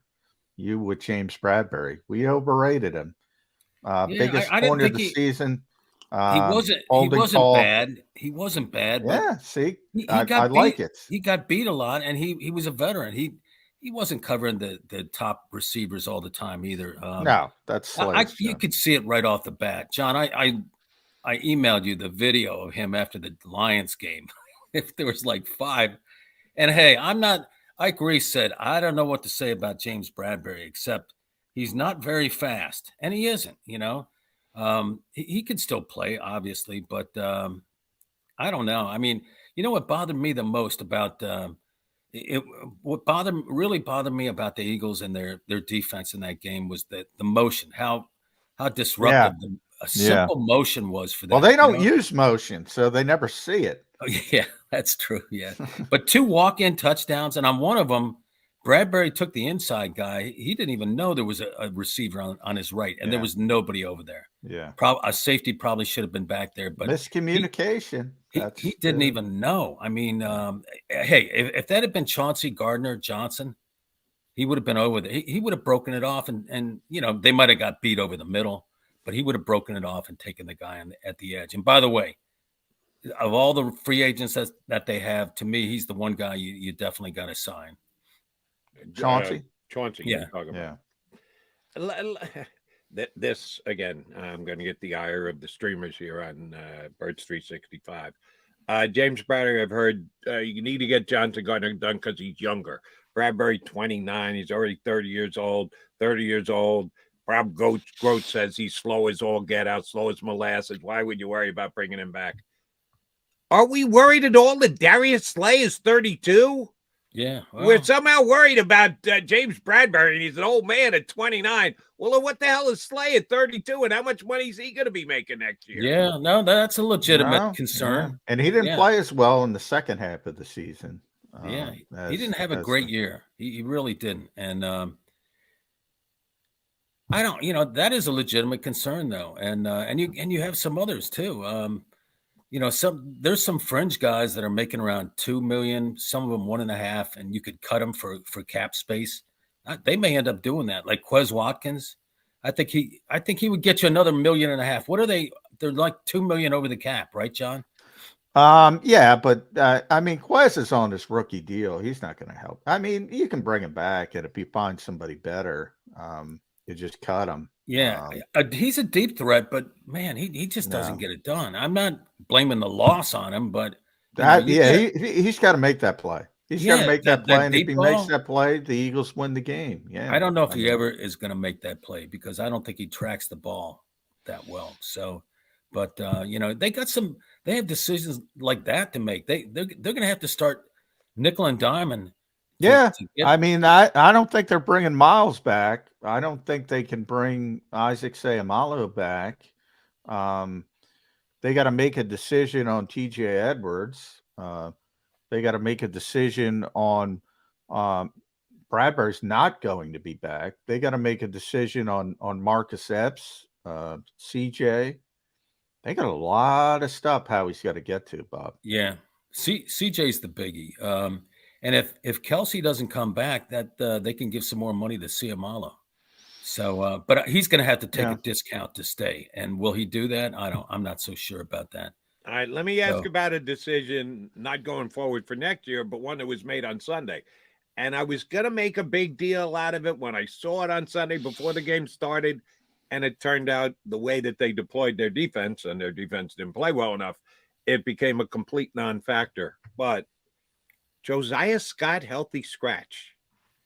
We're only like 3 weeks removed from this guy being a starter because of Avonte Maddox being hurt. And he goes from being a starter to not even playing in the Super Bowl, and Josh Jobe and Zach Mack being up. Now, neither one of them played a snap on defense, so it becomes a non-factor and a non-story. But is there anything extra to read into that Josiah Scott, who, oh, by the way, he'll be referenced again this offseason because Eagles don't have their 6th-round draft pick because they traded it for Josiah Scott, a guy who was inactive on Super Bowl Sunday. What happened there? Either one of you two guys as to why he wasn't even active for the game on Sunday. Well, they had some concerns about who was going to be the punt returner, and they had a numbers deal going there. Yeah. And he definitely would have helped them on special teams. I'm not saying that, Kadarius Toney, if Josiah had been active, Jadarius wouldn't have taken off on that 65-yard punt return, but he's a good special teams guy too. So, I don't know. Avonte's up. I mean, they weren't as concerned with Avonte being back, and they had some. But Josh Jobe and Zach Mack, were we expecting an injury from either Bradbury or Slay that you're going to need one of those two guys to play outside corner? No, but they're their top gunners, Zach and Josh Jobe on punt coverage. Now that didn't help, but those are their top gunners. So, I mean, that's why they're active. It's just a numbers game, as far as Bob said. And with Avonte healthy, they didn't, or healthy-ish. You got to make tough decisions. Now, the tougher decision to me is, why the hell is Aaron Cepas punting? He hasn't punted since December 11th. That's they always outthought themselves, didn't they? Yeah. I mean, Brett Kern isn't good, but the guy was hurt, and you're bringing him back in the Super Bowl just to have a feel-good moment because you like him and he's part of the team, and I get it. But it cost you. That's a low-key mistake, Bob Groats. Yeah, first punt in what, 5 weeks, something like that. I mean, December 11th, in competition. So In competition. So, I mean, that wasn't real bright, and they do overthink some things. Vic Fangio, that 2-week consultant job, that sure went well, didn't it? Yeah. I mean, by the way, he was helping the offense for people that don't know. He was helping the offense. Let me ask both of you guys about that. They brought in another coach who was a defensive Marcus coach Brady. during the deal. Yeah, to consult with the offense. No, he was helping the defense. Here's a unique idea. If a guy's a defensive coach, why don't you bring him in to talk about the defense? What's their slanted line of logic about let's bring in a defensive coach to advise our offense? I can't believe he wouldn't be in there and give them his 2 cents on the defense too. Yeah. I don't think he's in there. I think people overblow these things. They write reports. Basically, Marcus Brady was the Colts offensive coordinator. They brought him in to help the defense. Vic, they brought in to help the offense. Basically, they're asking the guys, well, if we do this, what do you do as a defensive coordinator? If you do this, if we do this defensively, what do you do as an offensive coordinator? That's what they do. I should give them credit for that. And Vic, while you're here, what do we do? You played Kansas City 6 times. What do we do? Yeah, I'm sure that came up, John. I mean, for God's sakes. Here's my issue with people putting too much on, whether it's Jonathan Gannon or Shane Steichen or whatever. Big Fangio was going to tell, Slay and Bradbury and Maddox to communicate, just like Jonathan Gannon does. And if they don't, they're going to blow coverage. Big can't fix that. Can't fix that in 2 stinking weeks. Communicate or don't communicate. You were taught the right way. At what point do you blame it on the players, Bob? Hey, happy Sunday. He could have at least said happy Sunday or something like that. Well, he had a happy. So Jonathan Gannon wouldn't have had to. Hey, Jonathan Gannon is that team in Arizona. They're going to the Super Bowl, John. Oh yeah. He's going to take him. Kyler Murray, great quarterback. He's going to press all the right buttons in him, and guess what? It's going to be happy Super Bowl Sunday for that team. What about Indy? You're not giving Shane credit. I don't know who the Eagles. I still don't have a clue yet. Are they going to keep the 3-4?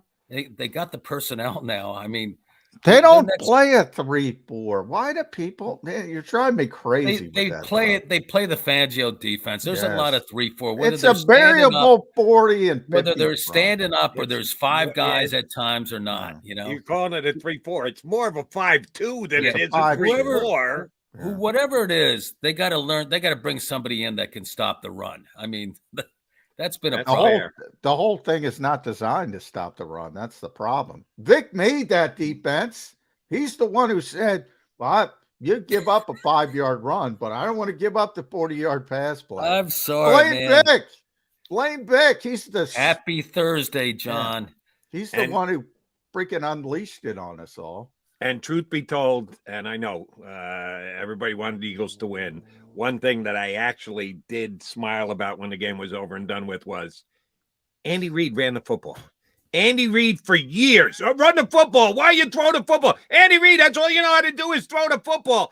Isaiah Pacheco was as much a key contributor in that game as Patrick Mahomes was. And that's Andy Reid just being a great offensive coordinator and play caller going, all right, light boxes. Johnny Mac likes to tell us, Gannon loves those light boxes. Well, light boxes gave Isaiah Pacheco 76 yards in the Super Bowl, a 7th-round draft pick out of Rutgers. Andy Reid running the football. I didn't think it was going to happen. You got to give the guy a ton of credit for that. Yeah, he mixed them in perfectly, didn't he? And then they got as much as grief, or as much as I heard about that penalty, the holding penalty late in the game. That was a penalty. Why didn't they stop the quarterback on that 26-yard run before that? I mean, longest play of the game. There were so many plays in there. No, I think Hurts won 28, didn't he? No, for Kansas City. Okay, yeah. Longest play of the game for long. I mean, there were all kinds of opportunities to get a stop. I still can't. You can't get one stop in the second half of the biggest game. That's a huge deal. And people say, well, if they didn't call that defensive penalty, it would have been a stop. No, they would have got points anyway. And I just don't understand that. Except, there is something I do understand. The Eagles in the second halves of games, they've tended to fade this year. Is that age? What is it? They have. I mean, you saw it in the opener for crying out loud. Against teams that are competitive, they fade a little bit in the second half. So I don't know what that is. They get off good starts. Might be some age. Is it age? Yeah. I mean, team. Well, I'll say this: the only difference between Super Bowl 52, when they gave up 500 yards passing. Oh, that was amazing. Every time I watch that, John, I still can't believe they won the game. I know. Super Bowl 52, Super Bowl 57. The only difference is they made one defensive play. If Brandon Graham makes one defensive play in this game, they win this game. Yeah. And we're all talking about, if I told you before the game, Bob, well, the Eagles are going to hold Patrick Mahomes to 182 passing yards. Longest pass play is going to be 22 yards. Would you have taken that? Yeah. Oh, yeah.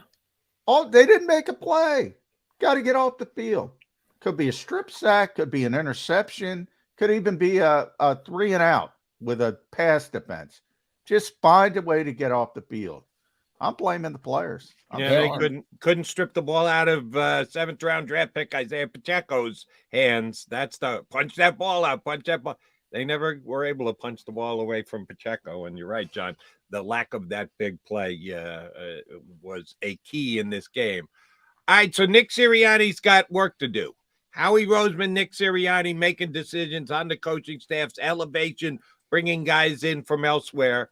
We all gave Nick a ton of credit for the major growth in his game from year 1 to year 2.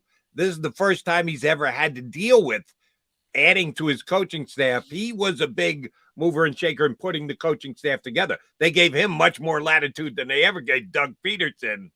But why would we think Sirianni is going to be just the right guy to make the right calls about filling the voids in the coaching staff? Or should it doesn't matter who he gets. He's going to take him down to the shore. On the drive down there, they're going to stop at a bunch of Wawas. They're going to have something to eat, and then they'll stop by Howie's house. And that's the way that they connect. So it doesn't matter. All about the connection, huh? About Groats? Right. What are we doing? What are we doing this summer? That was a great on the way story down to by the Howie. shore, by the way, they're going to yell at. They're going to have a little bit of road rage and yell at drivers, and all flip the By the way, they can't. Nothing. They're all going to. No, I mean, it's just a bonding thing, Nothing against Wawa. I love Wawa. Yeah, they come on to be a sponsor, but I mean, come on, you're Nick Sirianni and Howie Roseman. You can't have a better place to eat.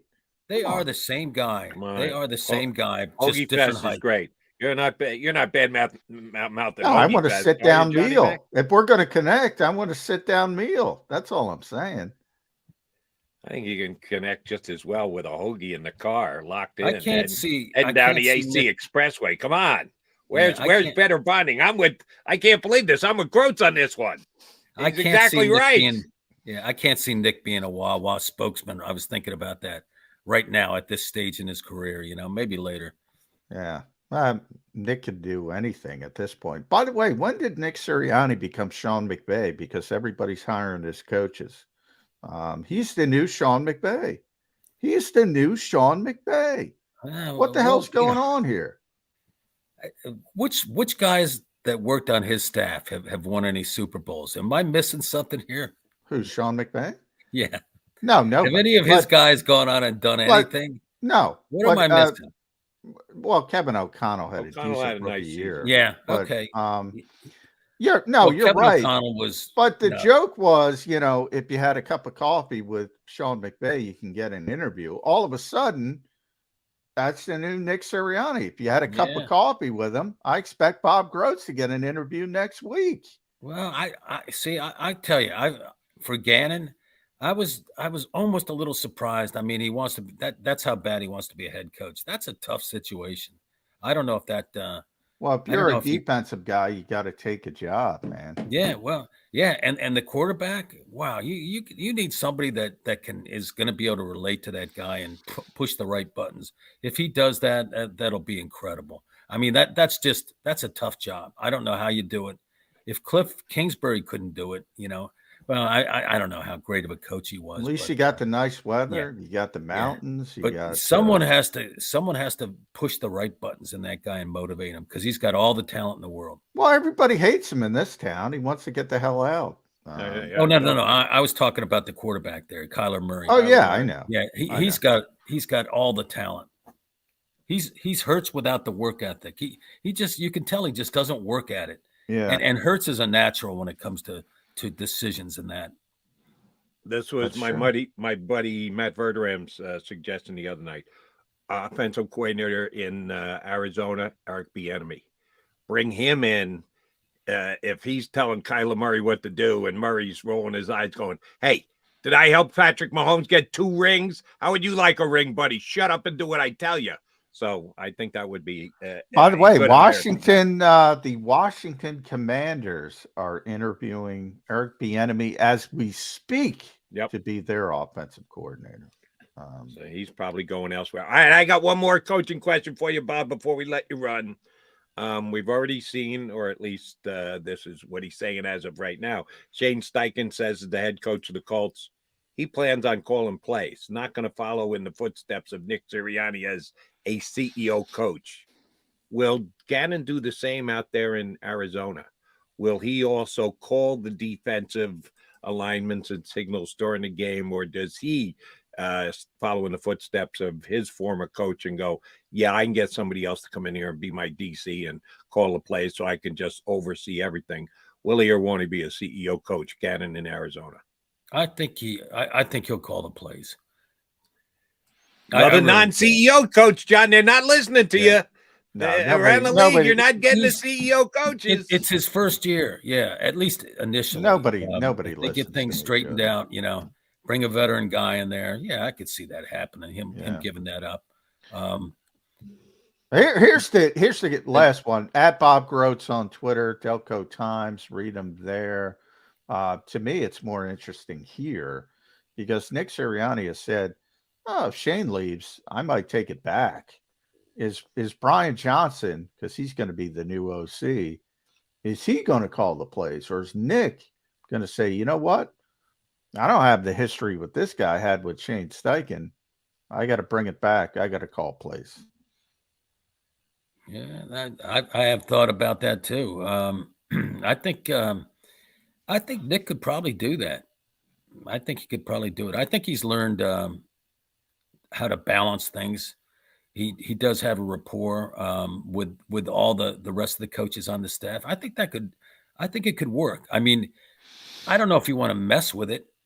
He's been really successful not calling these plays, but then he really, I mean, Steichen was just an excellent play caller. Shane Steichen is a great play caller.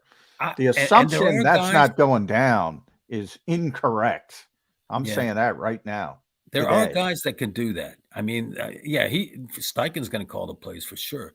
Well, we know that, but there are guys that can do that. Sean Payton could do it. Yeah. Andy Reid can do it. Yeah. Oh, Andy's tremendous. He might have someone actually verbalize the play, but believe me, I mean, makes that little check on the sheet, you know, like bang, bang. He's calling them. All right. The next several months, not hanging out with John McMullen or Ed Kratz or Martin Frank. How do you fill the void in your life, Bob? You just made Bob's day. Yeah. You just made his day. He doesn't have to deal with us. Yeah, I don't know. Maybe Match.com, something like that. Yeah, there we go. Scroll right. There it is.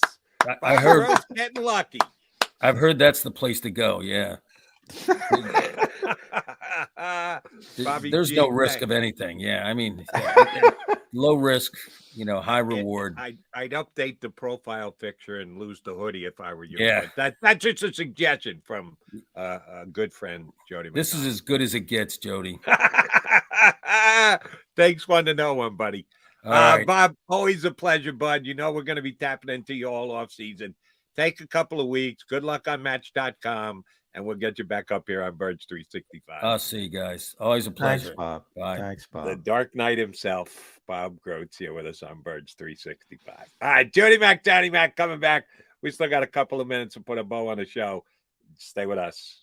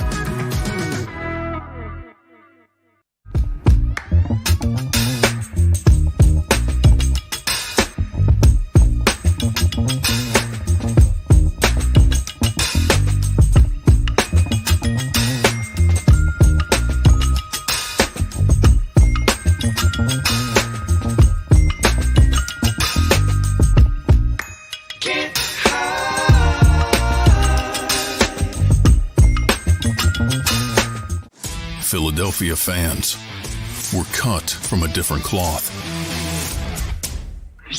Born into a brotherhood and bonded to our team for life. We believe anything is possible because we've witnessed the impossible.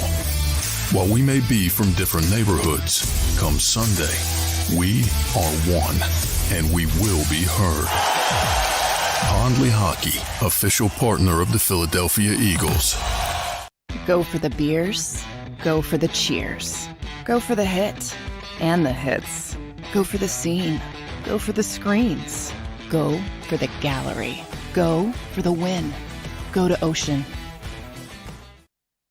Hi everybody, my name's Jason Lombardi. I'm an inspector at DryTech. At DryTech we offer three major services, the first one being basement waterproofing. The second service we offer is foundation and structural repairs. And then the third service that we offer is mold remediation. If you feel you are having a waterproofing issue, give DryTech a call or check us out online.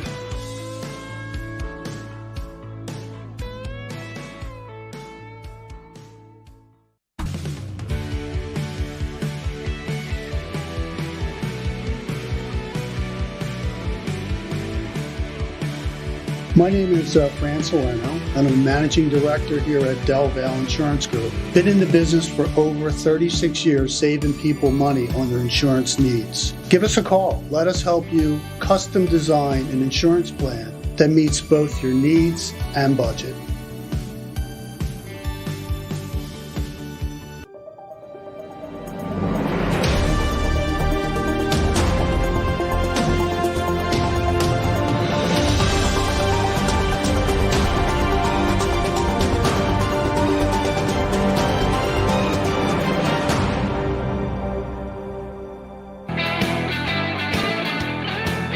down the home stretch here on Birds 365, McMullen and McDonald.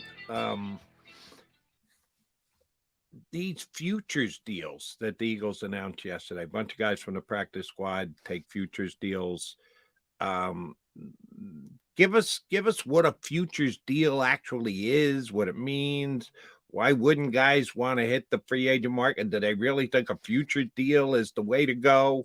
It's standard operating procedure in the NFL. I get that, but for those who don't know exactly how that works and what it means, anything surprise you? Any of the futures guys that signed yesterday with the Eagles? Most of the guys on the practice squad, you signed to futures deals if you like them. It's basically just what it says. It's, the new league year doesn't start till March 15th or whatever. And once you hit the off season, it's the so-called top 51 rule when it comes to the salary cap, until you get down to, and basically that's where you have to hit with the top 51 when you have to start being in line with the salary cap. But futures deals means, it starts on, the start of the new league year, and everybody builds up their 90-man rosters. And most guys, remember, on the practice squad are, in the old days, it was all rookies and first-year players. Now you can have some veterans on it. And you see a lot of the veterans don't sign the futures deal because they want to see what's out there, and they want to see if they have a better opportunity. But as you say, it's standard operating procedure. The name that I guess jumped off the page for me was Davion Taylor, because he's a third-round draft pick, and he's already resolved to the fact that I'm a futures guy. Yeah, he could have looked around. I mean, he's a guy who could have, but Davion likes it here, understands the organization, and by the way, he'll have an opportunity again because, presumably, one of the two, TJ Edwards or Kaiser White's probably not going to be back. So, there might be opportunity to get back on the 53-man for him.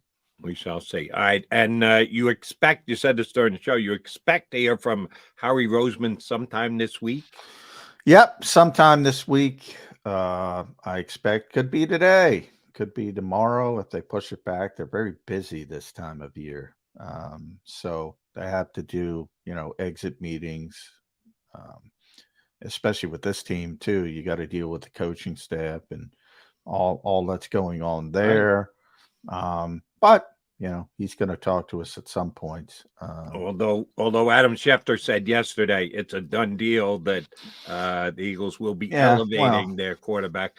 That hasn't happened, and they do have to bring in guys from outside the organization and give them a cursory interview.